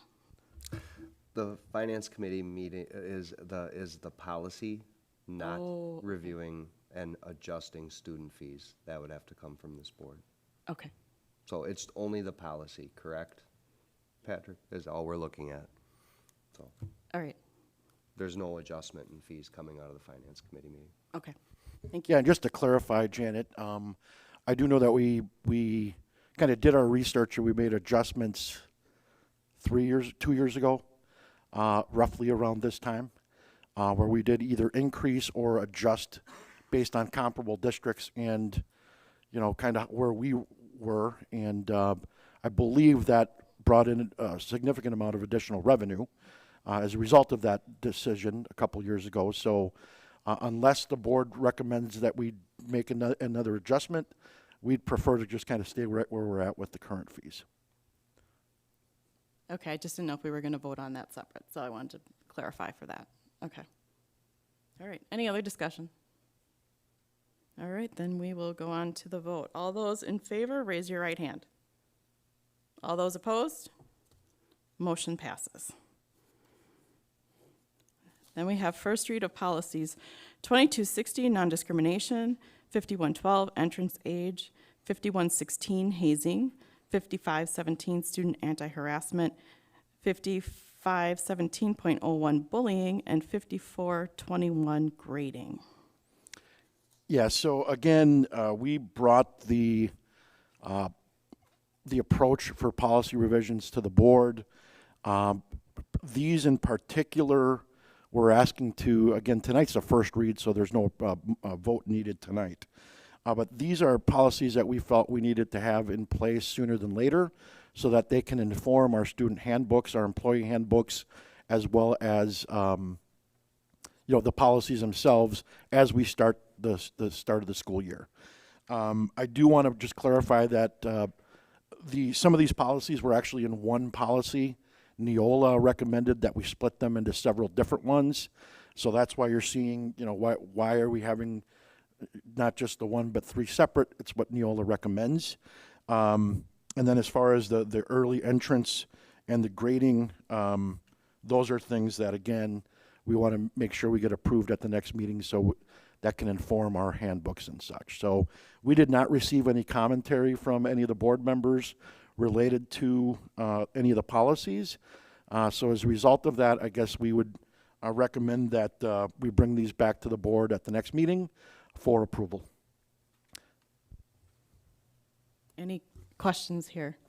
Yeah, I didn't. I apologize. I actually should have sent it in, but for some reason I just had it in my head. I was going to talk about it here. So, which one was it? Sorry. It was the early admission policy.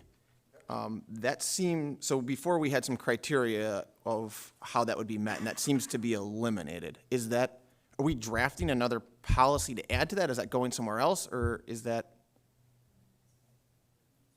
I had the same question. Yeah, so we will still follow those that question. procedures, Mitch. They're just not in the policy. They're considered administrative procedures or administrative rule, but those are the processes that we will follow. So to that point, though, I think that to Mitch's point, where there's in that new policy, there's referenced language in the handbook. Are we going to be able to see that handbook before we vote on the policy? Well, we need the policy approved before we develop the handbook. Well, no, but I mean, you could have the draft language for the handbook. I mean, because otherwise Sure. we're approving a policy that we don't know what the language is that it supports in the handbook, right? I mean, that's kind of a procedural quandary for the board. I not think sure there was that like it a is, but- supplemental document that you gave us when we did the hearing a couple weeks ago. Is that going to remain the same? Like, could we reference that procedure or whatever it's called? I feel like the last sentence of this says the district shall prescribe procedures, conditions, and standards for early admission to kindergarten and first grade. What Instead we'll of just do- saying that, Sure. could we say refer to blah, blah, blah, blah, blah to see our procedures? I mean, Sure. what if a parent wants to apply? Where do they don't know where to go based on Yeah. this policy? Point taken. So we will be sure to provide either a change That'd be in the great. policy verbiage itself to refer to and or maybe just add an addendum to the policy. So Are you that's- planning on making changes to what we have in place today, or are you pretty much planning on? No, the only thing that we were going to clarify was that, and again, I don't want to get into the specifics of any particular situation, but if somebody were to complete kindergarten somewhere, that we would still allow them to kind of enter in at first grade. Okay. Good, because actually I had that question because this policy made it seem like there wasn't that possibility. So Nope. need to make sure that that is clear, that that's possible. Yeah, and again, that may be in that administrative rule that we'll figure out a way to get that in there. It is an entrance age, though, for first grade for B. Yeah, I saw that, but maybe it's just the way I'm reading it. I'm reading it as if you had to be a certain age and have completed kindergarten.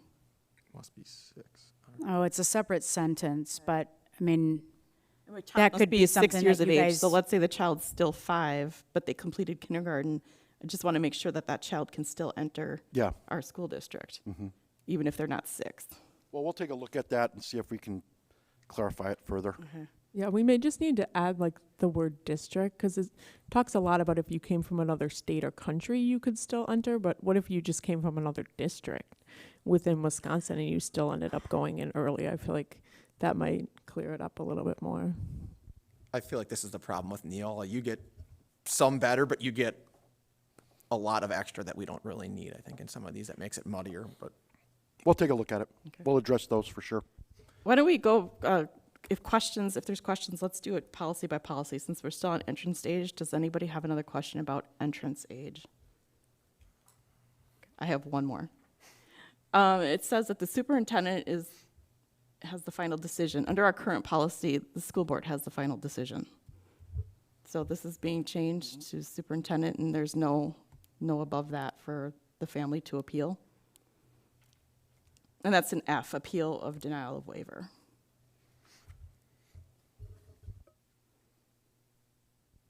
What was your question again? So under the current policy, it was the school board that has the final decision.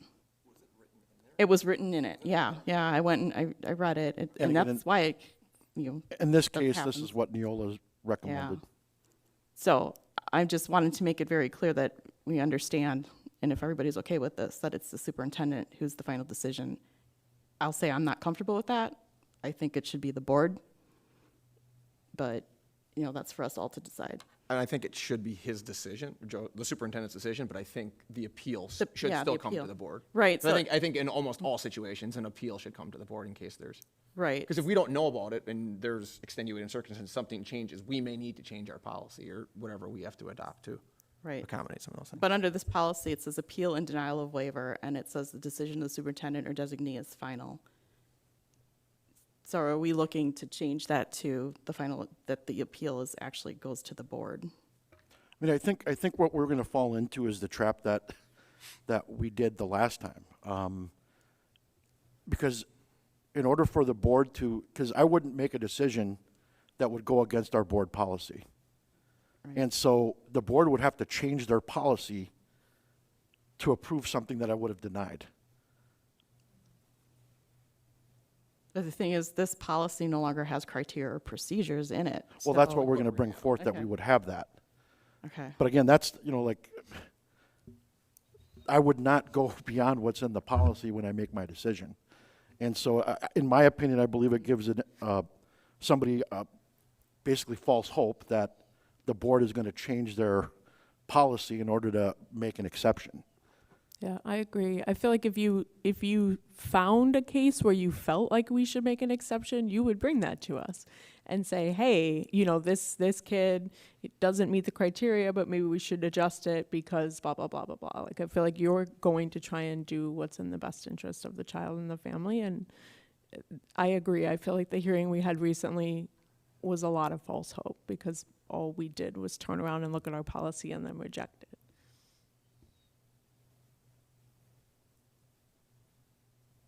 Okay.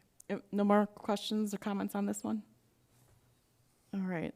Then if there's any other comments, let's go to non-discrimination. I think the hazing and the student anti-harassment and bullying, they sort of all went together because I believe they referenced each other. They do. Those were confusing. Yeah, so that was interesting. You're telling me. So is there any questions now? On just this one? Or are we ready to move on to we're going to put them all together. The only thing we're not talking about is grading. So we'll do the non-discrimination, hazing, student anti-harassment, and bullying because they all sort of reference each other. So, Janet, could we just separate out the non-discrimination?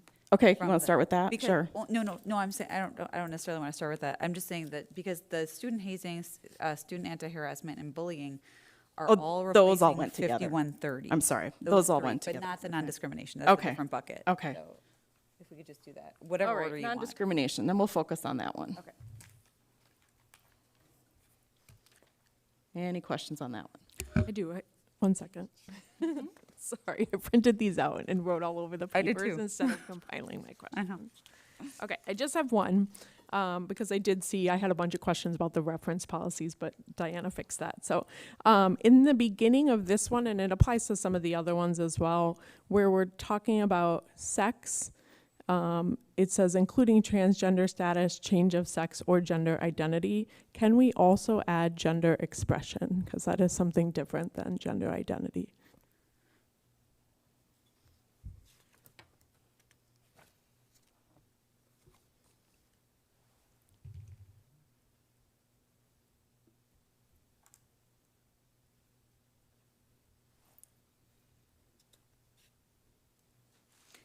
Where is that, Kate, that in the very first full paragraph? That- First full paragraph, Yeah.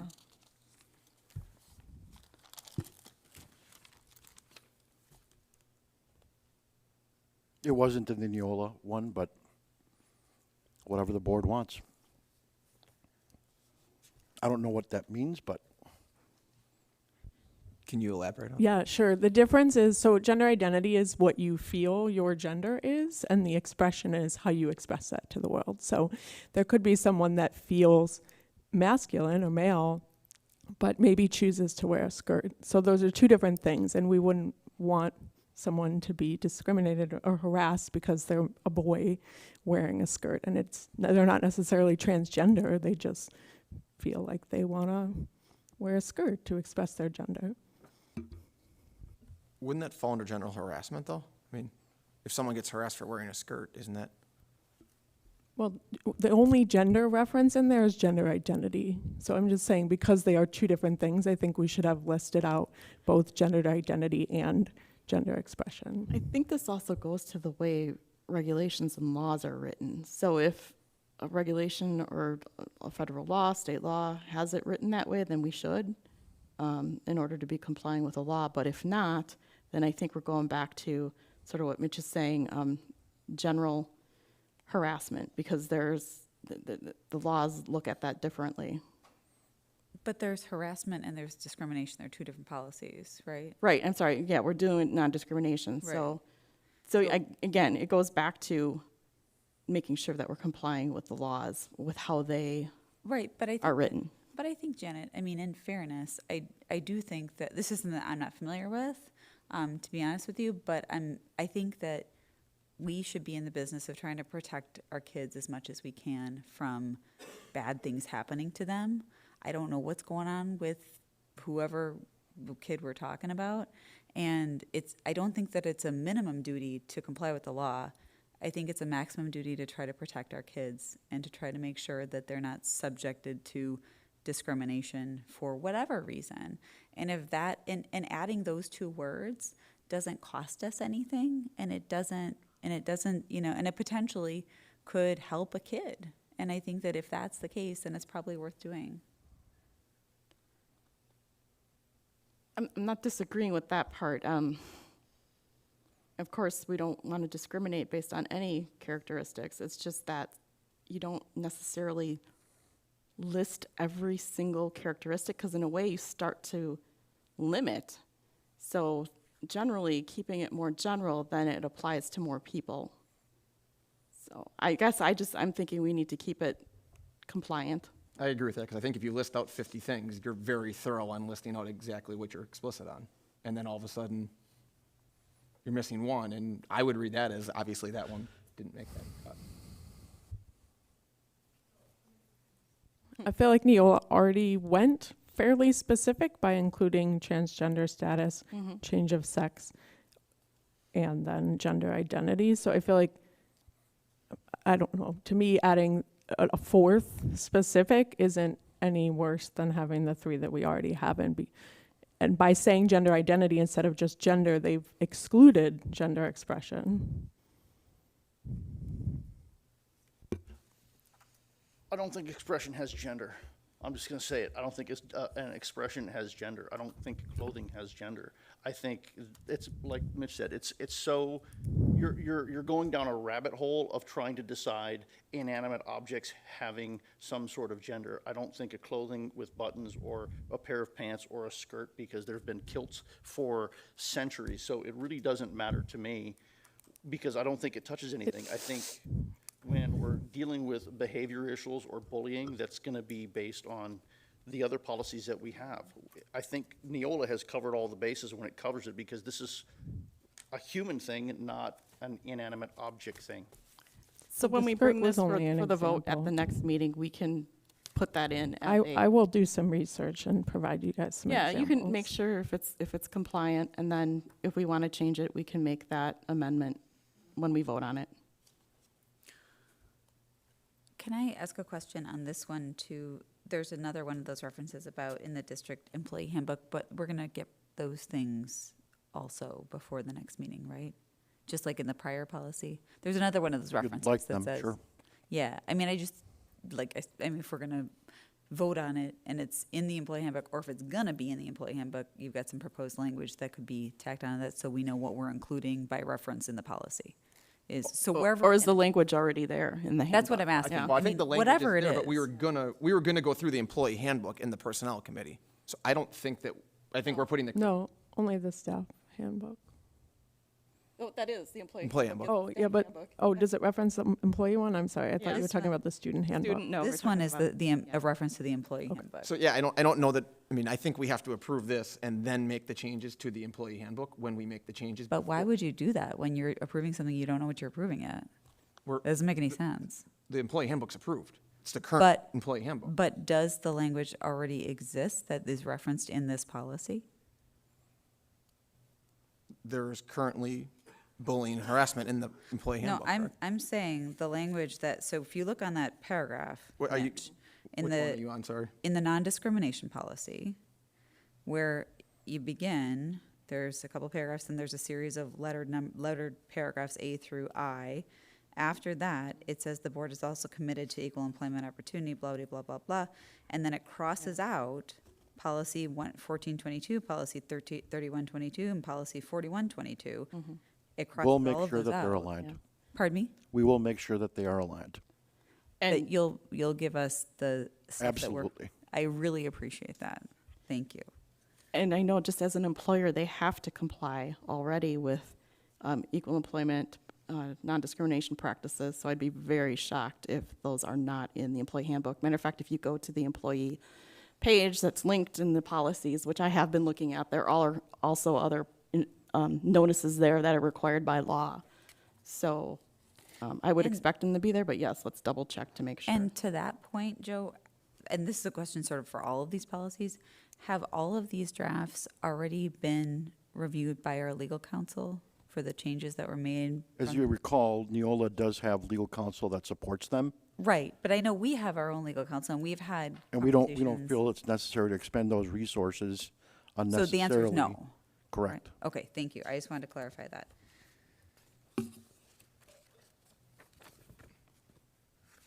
Okay, do we want to move on to the other policies? Yes. Okay, so we'll move on to the other ones, the ones that are dealing with the hazing, student anti-harassment, and bullying.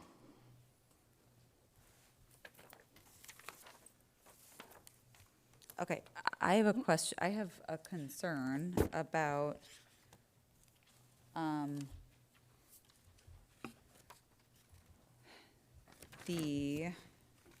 I'm sorry, do you have one you want to talk about first, Jen? No, go ahead, you can start. Okay, I Yeah. wasn't sure. In the, and I'm conflating these, I apologize.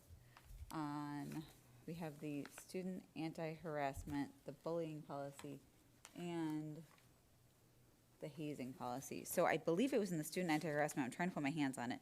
But there was a complaint procedure that was laid out in, I believe, that one. I'm just trying to grab it here. Yes. Okay, so this is the one. Which one? I'm sorry, the student anti-harassment policy. So I would really like to convince the board that this policy in particular should be reviewed by our legal counsel. And the reason for that, and I agree with you, Joe, I mean, maybe it's not necessary to expend our legal resources or our economic resources on legal review, and we have Neil looking at them. But my concern is that we had legal counsel come to us, I I don't remember how long ago it was now, but it was around a hazing situation, I believe, where we were cautioned as a board not to put into our policies very stringent and detailed quasi-legal procedures. Because in doing so, we expose ourselves to additional liability. And she was very clear that we shouldn't do that. Now, that puzzles me when I look at this student anti-harassment policy, because this student anti-harassment policy clearly lays out a quasi-judicial policy and a process for complaints. And in fact, has district compliance officers. What are you referencing? It's on 51. Page 6 Yeah. of the.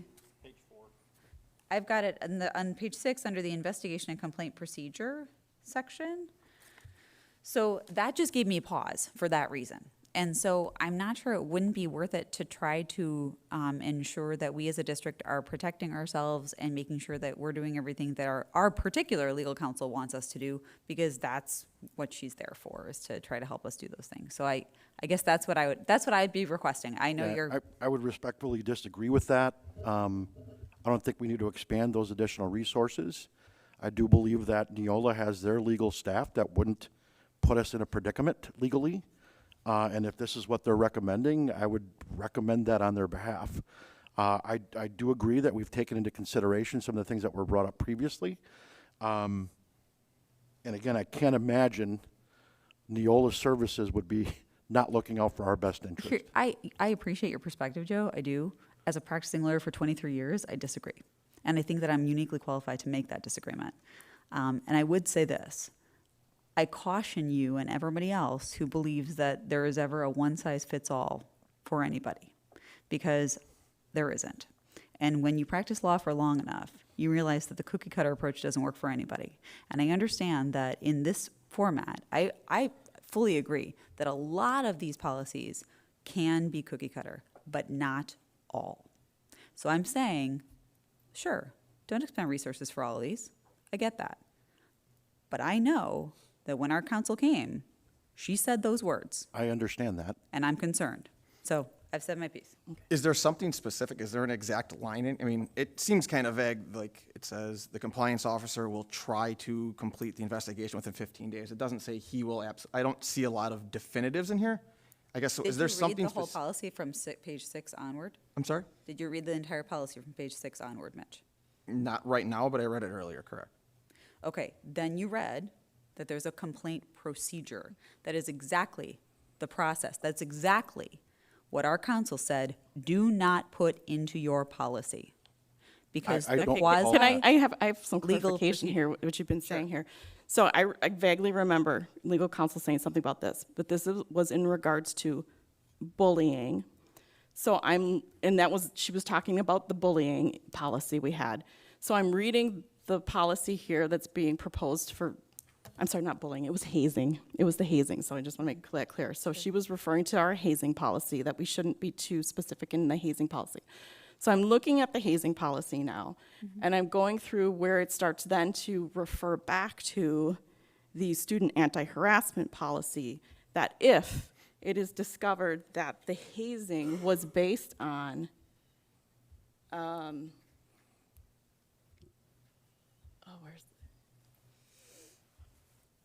based on any protected classes, then you go back to the student anti-harassment and have to follow that procedure. But otherwise, if it's not due to a protected class being violated, then you don't follow that policy. So I'm wondering, does that make a difference? Because our attorney did make it very clear that it was our hazing policy. And I guess when it comes to the protected classes, then we have no choice but to go back to the student anti-harassment policy and have to follow that. Because then you're talking about, discrimination happening, and there's laws, and then you do have to have a procedure for filing complaints and everything. I think that it's entirely possible that our legal counsel could take a look at this policy and say, that's fine, go ahead and do it. In which case, I guarantee you, it's not going to be that expensive. But I, for one, would really feel more comfortable if she did. Okay, we can bring that up for vote next time when we're doing the vote. Do we have any other questions on these policies? I had the same one here with the gender expression. Okay. On all three of these, Yeah. really, because they have the same paragraph essentially.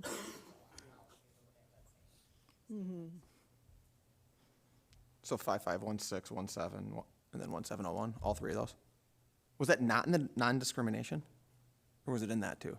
I think they all listed that Was it all in way. 4? Okay, that's what I wasn't sure.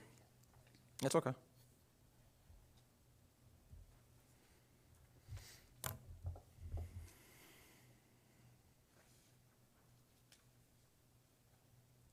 I had Anything a else couple on that? more on the bullying. The final sections where it talks about records and reports, do we do that? Do we keep records of the number of reports Yes. made? Okay. And we do have an annual report that someone could request if Yes. they want to, okay. I And believe it's then- listed on the website. Yeah. Yes. Okay. And then the other question, but I think I saw it in the old policy, the observance of the Bullying Awareness Day is something we really do. Yes. Okay.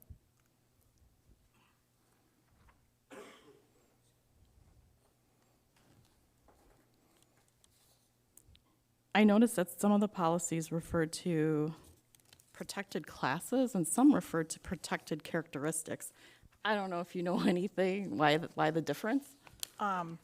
Some of those, I know Neola recommended the characteristics. Some of our staff had changed it to classes, and then they suggested we keep it with the characteristics, and I missed some of those. Oh, So they okay. should- Where it All says right. protected classes should be characteristics. Okay. Anything else, or we can move on to grading? All right, then we'll move on to grading. Any questions on that policy? Have one.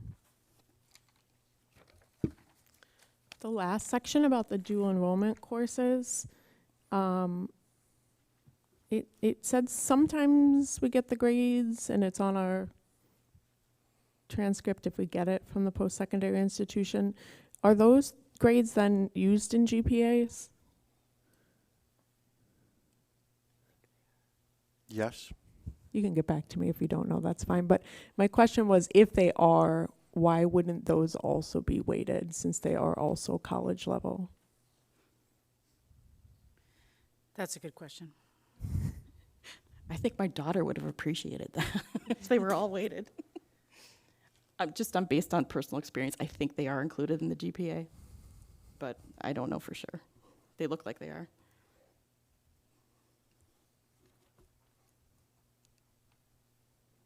Any other questions on those? All right. Then we're done with our first read. Oh, no, it's not on there. Oh, okay. All right, so student fees will be coming through a first read after the Finance Committee releases it. Okay. And then action items discussed in closed session. We have a motion for that. I move to approve the employment services report as presented. Second. I have a motion by Ms. Crosby and a second by, was it Mr. Helmer? Okay, didn't hear you at first. To approve, we don't need to discuss this. All those in favor, raise your right hand. All those opposed? Motion passes. And our last item here is future meetings and dates.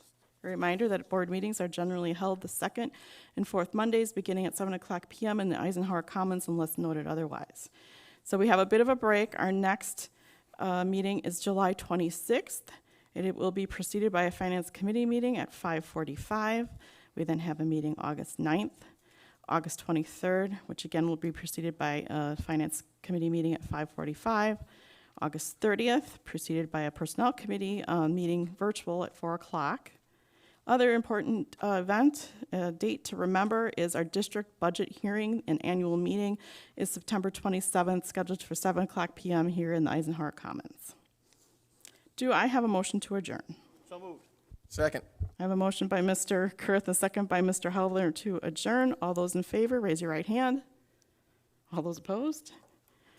Then meeting is adjourned. Thank you. Have a very nice 4th of July holiday and any vacations you have coming up. We'll see you on the 26th of July.